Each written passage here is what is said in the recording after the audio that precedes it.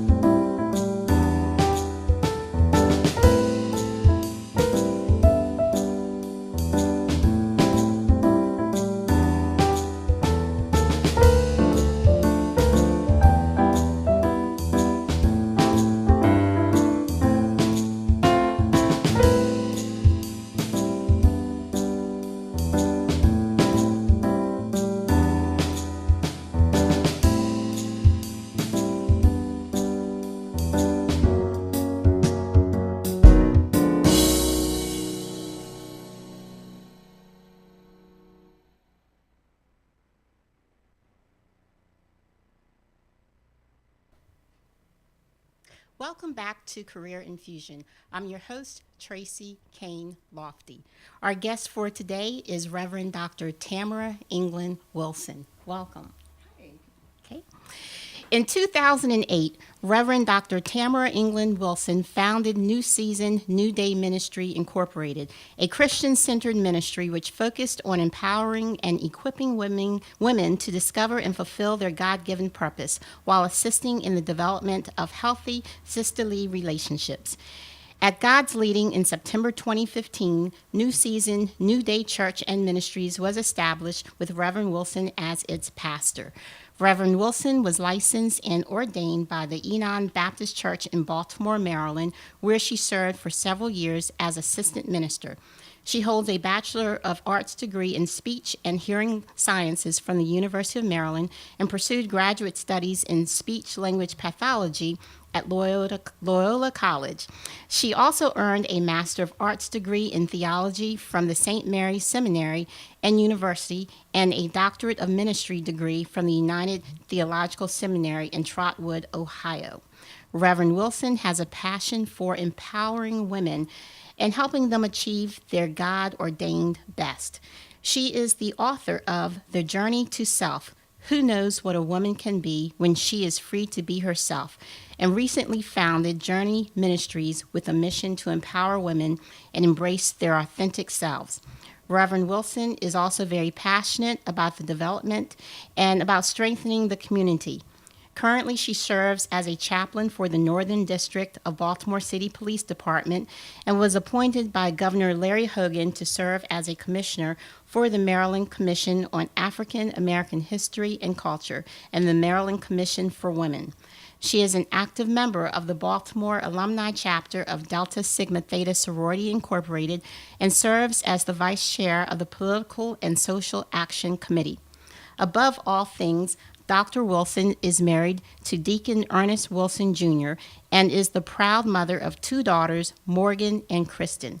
As a woman called by God to preach and teach the gospel message, she counts it an honor and all joy to be used by Him for His glory. Again, welcome, Dr. Wilson. Thank you. Well, your background is just so well-rounded and you have so much experience, and I am honored to have you here today. I'm pleased to be here as well. Okay. Thank you for having me. So many may not know, but I have actually known Reverend Wilson for 30 years? 30-something years. And she is just a light of sunshine and has always been about empowering women and helping people to be the best that they can be. And I've really experienced this, and I've been able to see her journey during the last few years especially. And so I'd like for you to talk a little bit about your spiritual pilgrimage. What was it that led you into the ministry? Well, I don't know if it was a fact of me being, me taking my steps into the ministry on my own. I sort of was kind of led or pulled into it. My cousin liked to say that I planned my entire life by the time I was 12 years old. And I knew where I wanted to go to school. I knew where I wanted to work, what I wanted to do. However, after taking my first class at University of Maryland some 30-some years ago, I had to change my mind. I was no longer going to be a doctor, and I didn't really know what I was going to do. So I decided to find a new major, and I think I just kind of went about life following the wind, if that's the right way to say it. And somehow, some way, the Lord led me to the ministry. I worked for 19 years as a speech pathologist, and I was not happy doing that. I loved the work, but I was not fulfilled. And one day I'll wind up being a preacher. Well, would you say that you were very religious in your early years, or were you really active in the church? Growing up, I was never really active in the church. I did attend church. My family is very religious. We attend church. My grandfather was the chairman of the deacon board in his church, and so we went to church. I spent a lot of time in community churches as a child. I participated in vacation Bible school, Sunday school, but I was never really a member of any one particular church. However, as I went through school, I sang on the gospel choir at Maryland and just really got my feet into my own faith. It wasn't the faith that I grew up with. It was my own faith in God. And as I left school, I continued that walk. And since that point, I was very involved in the church. Now, your ministry focuses on empowering women. Yes. And the whole transformation to be the best that you can be. What made you, or what led you to have that as the focus of your ministry? The Lord. Very good. Yes, it was Can't go wrong the with that. Lord. Yes, it was very difficult to go into the ministry. I'm not one of those people who like to be out front. I like to be behind the scenes planning and making things work. But the Lord's pushed me out to the front. Made me passionate about helping women.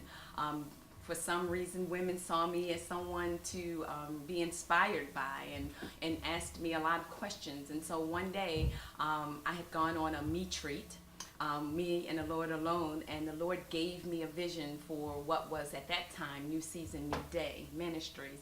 And it was about empowering women. And the first thing I did was I set it up legally, and I showed it to my pastor at the time, and he said to me, "This looks like a church." And I said, "No, it is not a church." And I fought this thing back and forth and went on and started New Season, New Day. We did workshops and seminars for women, held fellowships for women, trying to get women to figure out who they were, who God made them to be, and at the same time get along with other women. Because as you know, women have a hard time getting along with one another for some reason. We bicker and fight back and forth, the competition piece.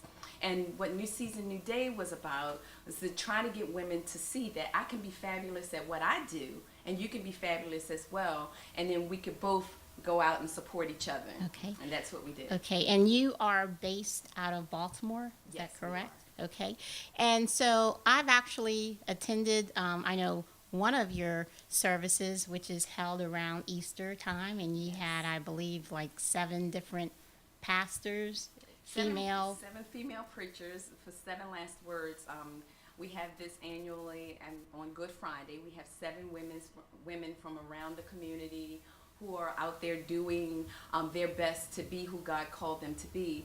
And the premise behind it was to show the world that women can come together and we can work. These are all women who are preachers in their own right, and they come together to preach a message about the Lord on Good Friday. Okay, and then you also have a workshop that I've seen promoted. I believe it's, I don't know, the Little Black Dress. Tell us about that workshop.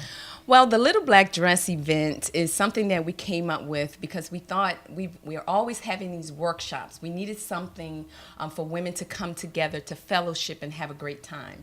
And so each year we have the Little Black Dress event because we all like to get dressed up, myself included, and go out and have a good time. And sometimes it's difficult for women, Christian women, to find places where they can go and have a good time without being inundated with some of the things that we don't want to deal with. So we have Sisters Night Out. We get dressed up in our little black dresses. We have a live band. We have vendors, and we have a good time. And we dance, we laugh, we talk, but we also do a sort of like a little workshop where we're doing some networking and trying to get to know each other and to build one another up. Okay. Reverend Wilson, what I really like about you is that you are so well involved in the community. And I read about the commission positions that you've held, and I know you've been involved in other activities right in Baltimore. I've seen you where you've been in walks raising money. And so tell us a little bit more about some of your community activities. Okay. Yes, I'm very involved in the community. I went to Dunbar High School in Baltimore, and that's where it started. Dunbar taught me that we had to give back to the community. You can't take from the community and not be expected to put back. That continued when I went to the University of Maryland. I remember we used to be on campus building shanties and trying to make a difference in the world. And so I try to do the same thing in the community in which I live and where I grew up. So there's a lot of lack in the community, and there are a lot of us who have in some way been successful by the community, the schools, the businesses that are in the community. And so I see it as my responsibility to give back to the community in any way that I can. And I have a voice. I know how to go out and organize people, to get people riled up behind a cause, and that's what I do. The community where my church is, there's a lot of poverty and lack, and so we go there and we walk with the police officers to try to bring some togetherness, to show the community that all police officers aren't bad, and we try to help the police officers to see that not all people are bad. And so it's a good mix of work that's going on in Baltimore, and I've been privileged to be able to serve on different commissions where we're able to preserve our history as an African American people, and also the Commission on Women, so that I am able now to be able to speak to the governor about some of the things, the issues that women have, and that we would like for the governor to speak to. Very good, very good. Now, one thing with Career Infusion, again, we focus on allowing people or encouraging people to be the best that they can be and to reach their professional career goals. Now, I would have to say, you know, just based upon people I talk with on a daily basis, a lot of people are seeking so much more. They're wanting more than just going to work every day, or wanting more than collecting. For some people, it's just collecting a paycheck. They're not passionate about the career that they're in. For someone who is struggling with finding their spirituality, and no matter what faith it is, what tips do you have? Listen to the inner you. I feel like my God speaks to me. And so I listen for that. A wise pastor once told me that you should always have your spiritual antennas up so that you can hear what God is trying to say to you. And I believe when we listen carefully, we can hear what it is that's driving us and follow that path that's meant for us. Okay. Now, with the new season, New Day Church and Ministries, really the motto is transformation is about discovering, becoming, and being. Talk to us more about that. Well, what we believe is that God has gifted all of us in some way. There's purpose for our lives. And our lives should be about discovering who we are. And once we discover who we are, it should be about becoming the person that God would desire for you to be. I believe that God created us, and when we were in our mother's womb, that God gave us everything that we needed to be successful in what He desired for us to be. And as a part of that, once you have become that and you're learning and you're getting all the things that you need to be the person that God would want you to be, then it's about being, doing that thing. Sometimes we know what it is. We've got all of the knowledge and all of the wisdom that tells us how to do something, but we don't take that next step into being. And so ours is a three-pronged approach. We are to discover who we are to become that person, and then we are to be that person. Well, there are a lot of people right now who've said, I don't know what my passion is. I don't know what my purpose is. What suggestions, though, do you have for someone to help them identify what their calling is? The number one thing I would do is sit down and think. Sometimes we are moving around so much that we don't have time to really think. Think about what makes you get up in the morning. Think about what you would do for free. I know that I worked for 19 years as a speech pathologist. I did it every day because I was getting a paycheck. But I get up now and I do what I do. I would do this for free if I have to. There's some Sundays I do work for free, but I'm passionate about it. Right. I'm passionate about it.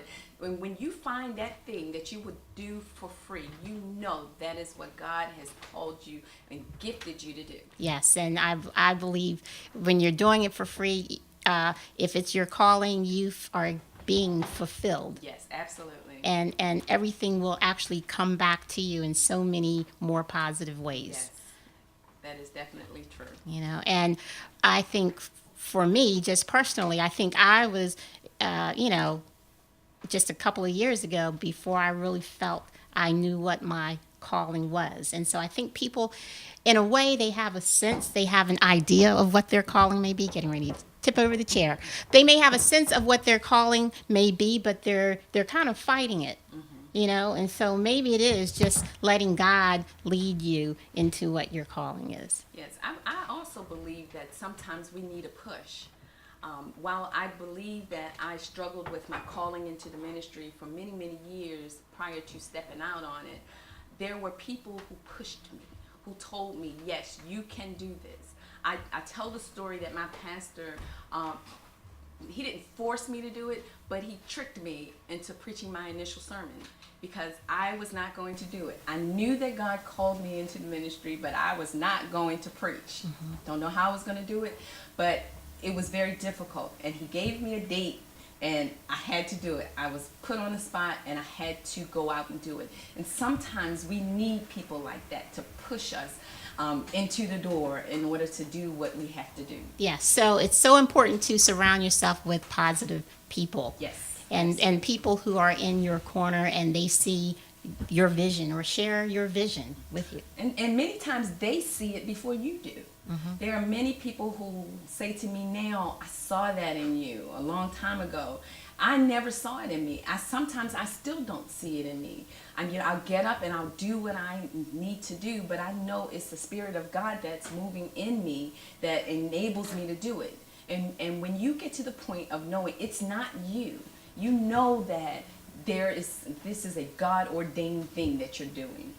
What do you believe to be your greatest accomplishment in the ministry? My greatest accomplishment in the ministry, preaching my initial sermon. That was the hardest thing that I had to do. What was the premise of that?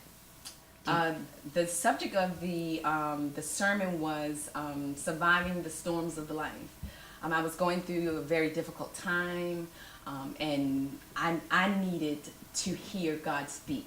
And so that's what he gave me. And it took a long time for me to understand what God was doing in my life or what God was allowing to happen in my life. But what happened was a lot of transformation. There was some things that I had been holding on to in my life, trying to stay with the status quo, do the things that people thought that I needed to do, be the person that everyone wanted me to be. But I started learning once I took that initial step that it was no longer about me, it was no longer about people liking me, but it was about me fulfilling the call on my life. And so once I started taking those steps, things started falling off and I became freer, and it was a wonderful feeling. Yes. Okay, so we're going to go over some of these key points that Reverend Wilson has shared with us. If we could see that slide, please. Okay, so again, the premise of New Season, New Day Church and Ministries is about transformation and discovering, becoming, and being. So, Reverend Wilson, if you could address these other bullet points with identifying and addressing personal challenges as the first one. Well, I think that it is important for us to recognize that we do have challenges. Sometimes we try to pretend that we're not going through things. We try to make life appear to be this happy-go-lucky day trip to the amusement park. And it really is not. Life is about going up sometimes and coming down sometimes. And we have to address those things. We have to be able to say that, no, I'm not going to do that. No, I don't want that in my space. Yes, I want this. No, I don't. And when we begin to take ownership of our lives and the things that are happening in our lives, then we can be comfortable moving on. Okay. The next bullet point of don't let fear stop you. Well, I was the queen of fear. If you remember back at the University of Maryland, there was not very much that I would do that someone didn't have to push me into. I wanted to sing on the gospel choir, and someone had to push me through the door of the audition. And many other things happened like that. But fear has a way of stopping us dead in our tracks. And what I've found is that the thing that you fear the most is the thing that you really should chase after. And so I've been spending my life trying to conquer fears that have held me bound, that have kept me from moving forward. So we can't let fear stop us. We need to let fear be the thing that motivates us to move forward. I would agree. Okay, and our next bullet, God allows do-overs. Yes, he does. God, and thank goodness. Yes. Yes, there are many things that we deal with in life, and we start down a path, and then we realize that, wow, this is the wrong way. God does allow us to say, I made a mistake, and so now I'm going to do it over. And so when we realize that, then we don't get ourselves stuck in a place where we can't move forward. There are people who are stuck in relationships, stuck in traditions, and stuck in other people's desires for them because they feel like I've gone down this road this far, so I need to stay. No, you don't need to stay there. God allows you to make a U-turn and do the thing over. And most times, he's allowing us this do-over because we went down the wrong path in the first place. Okay, and then the final bullet point of be who you are. Yes, that is my favorite line, be who you are. I want to be me. I cannot be anybody else. I have learned that it is better to be me and fail a little bit than to try to be someone else. I don't believe that I can be anyone else. I am the best me that I can be. Very good, very good. We are going to take a quick break, and when we return, we will talk with Dr. Wilson and the book, the very successful book that she has written, and then we'll also learn a little bit too about her business style with her ministry. We'll be right back.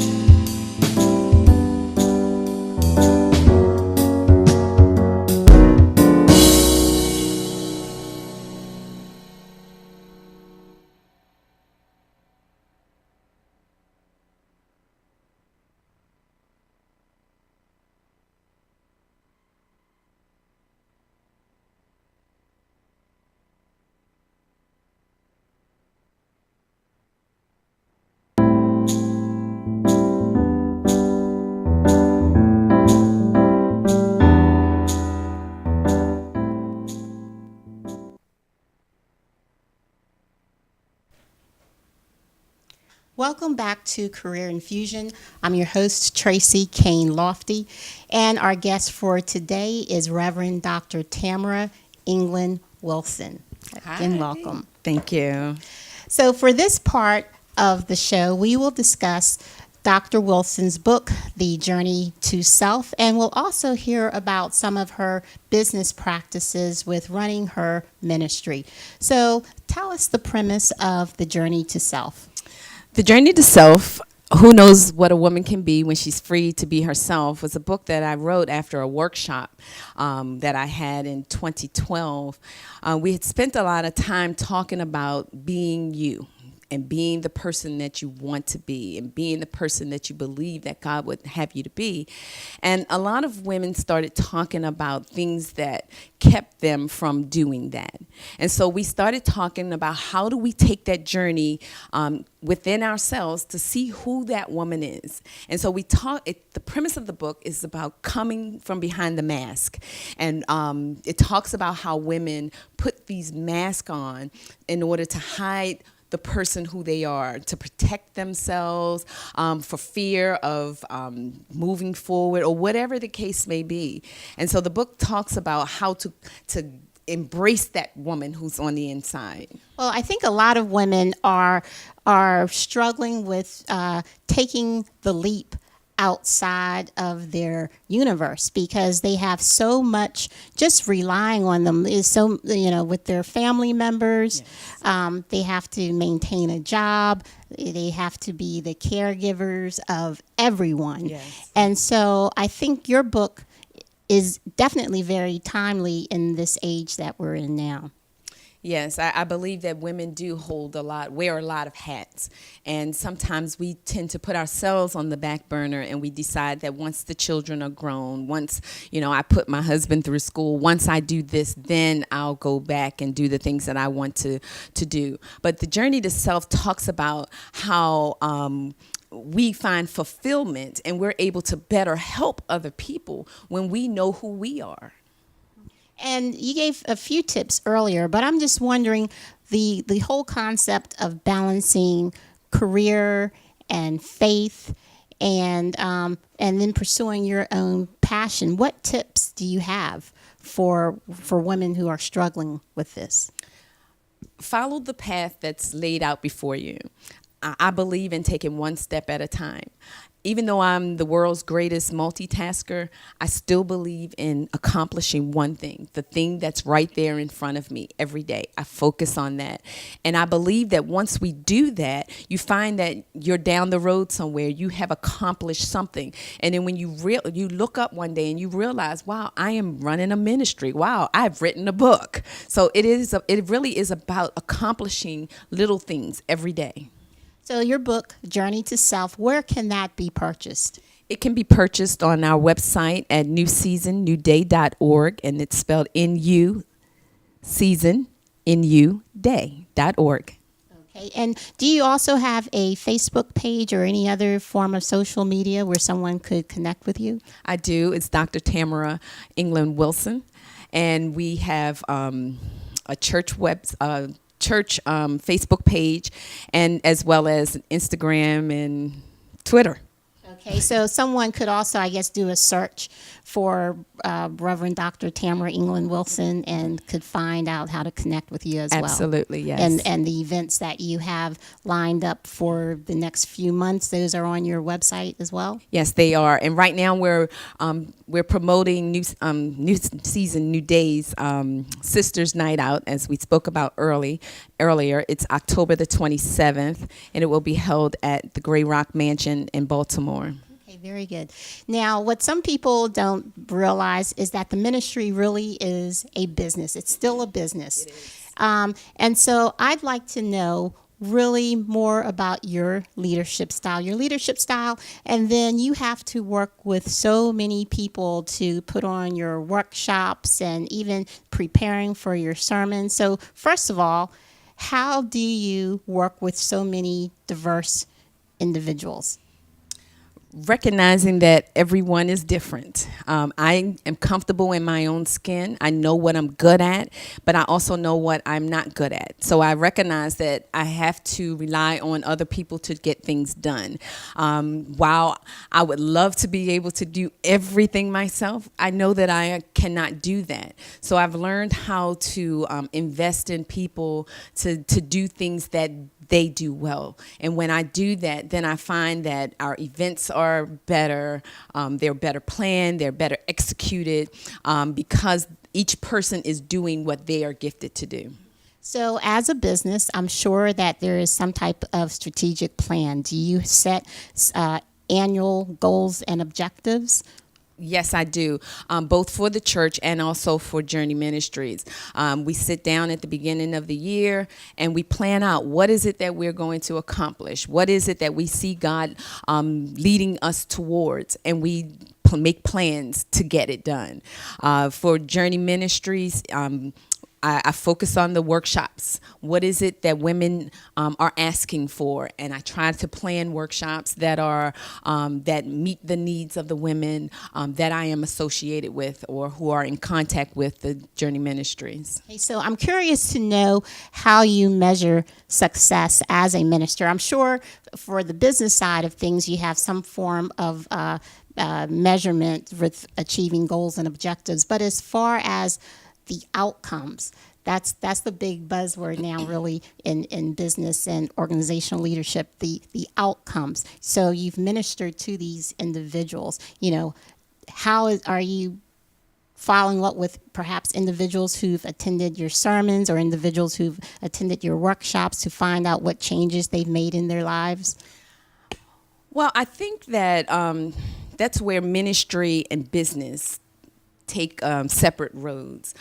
Sometimes we get caught up in numbers and we want to say, well, we had, 1,500 people in church today, or I had, 5,000 people at the workshop. For me, yes, numbers are important because we have to pay the bills. However, at the end of the day, I want to see women and men too, because, New Season, New Day is not just a church for women. There are men there. And, but we're looking for people to have lives change. We're looking for transformation to happen. We're looking for people to come in one way and leave another way. So when we get calls from people who say, the book changed my life, or that sermon spoke to me and it helped me to move forward in life, or, I used to be this way and now I'm this way, or I used to struggle with this and now I'm not. Those to me are the kinds of outcomes that a minister is looking for. A business person, yes, we're looking for the numbers to go up so that, we can pay bills. But this is ministry for me. So I believe seeing lives change is what's important. And so where do you see yourself in the next 5 years with your ministry? Wow. Well, I'd like to be at least finish the next book. I've started at least 3, haven't finished any, but I would like to finish the books that I feel that are in me, and perhaps I'm looking at trying to start a community. I see it as the New Season, New Day village where, we're ministering to the needs of the community. I see transformational housing for people who need a leg up to get started or to move forward in their lives. So that's where I see us. Excellent, excellent. Now, for someone who may be considering pursuing a career in the ministry, and not even, I don't know if I want to say career, but let's say a motivator, someone who would motivate other women. What tips do you have for them? Because I'm sure there may be times when, like on the previous earlier slide, we talked about personal challenges. I'm sure, your life goes on, but you are ministering to other people. What tips do you have for someone? Be you. Too many times we find that people come into the ministry and they try to be someone other than who they are. They try to preach like someone else. They try to carry out ministries like someone else. But I've learned that the I can be successful being me because I know how to do that. And so I'm a woman. I like to be a woman. I like to be cute. I like to get dressed up and all those kinds of things. So I use those things to my advantage. So use the things that you like so that you can do the things that you're supposed to do. Sometimes we get caught in boxes. We try to put ourselves in boxes and say, I can't do this because I'm a Christian. But I don't believe that's true. I believe that God gifts us in so many different ways, whether it's our ability to sing, whether it's our ability to sew. If God has given you that gift, use that thing to further the ministry that he's giving you or to further the business idea that God has given you, because it's not just in church.